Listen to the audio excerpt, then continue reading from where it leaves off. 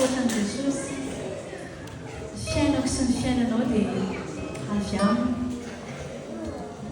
Ary rehefa mandinika ny fiainantsika isika tsy ohatran'ny hoe tena mahay Jesosy tena tsy toy izao ratsy ianao. Izany fifaliako Jesosy miaraka aminao. Ianarako izany hoe afaka miteny rery miaraka amin'ny Jesosy. Indraindray mety resony hoe andalana ambany. Fa rehefa tena tsapanao hoe izany fitiavanao azy Jesosy dia mandeha ho azy ny fiainanao. Mitsikitsiky eny ianao, tsy rombodrobotra fahatany eny ianao. Indraindray mety tezitezitra ihany fa miverina tapaka hoe ty ahy Jesosy io. Dia izao miainga amin'ilay tenin'Andriamanitra tao ihany ho anareo tsenjery ty Kolosiana 3:12 ty aoka ny tenin'i Kristy hitoetra betsaka ao aminareo. Avereny hoe aoka ny tenin'i Kristy hitoetra betsaka ao aminareo. Rehefa mitoetra ao amintsika koa ny tenin'Andriamanitra dia mihirahira eny tsika. Nareo hoe tsy manao an'izany, manao raharaha dia lasa tapaka ilay hira. Tsy ilay hira ilay oro-tsarety fa manamona izy zay.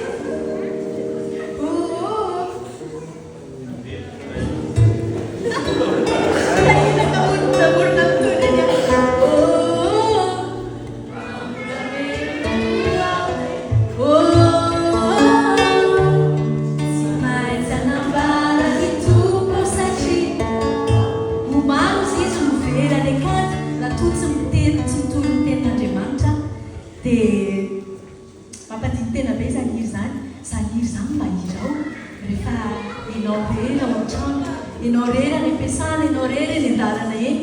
Dia rehefa voky ny tenin'Andriamanitra isika manana fifaliana mikaro azy ny hiran'Andriamanitra.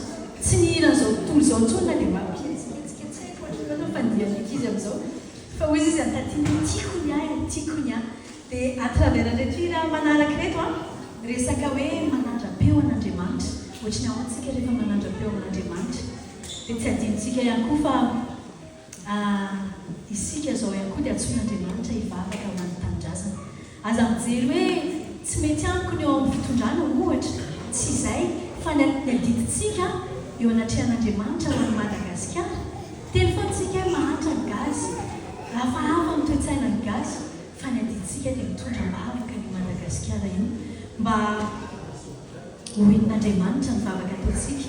Raha ny olona izay nantsona ao amin'ny anarako izy izy no ho avy anetry tena hitady ny tavaka dia ho avy izy anasitrana ny tanitsika izy hiaino any an-danitra ao izy izy dia ho avy dia anasitrana ny tanitsika. Isika no antsony tsy andeha hitsikely fa hivavaka ho an'ilay nositsika.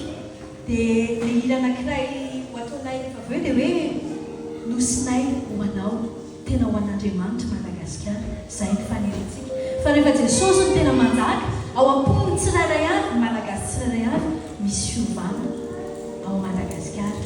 Dia hira farany ataonay satria mandeha be loatra ny sao dia averatra amin'ny voalohany tsy maintsy mandeha mody ny avy any Lilina. Fantatro nareo fa tehijanona fa ny Lilina tsy maintsy mandeha mody, mbola misy adiny telo fa hira telo izany no arahany no ataontsika ho ataony amin'ny 16 zao manandram-peo nosinay ho anao dia ny farany amarananay azy eo an-kianja.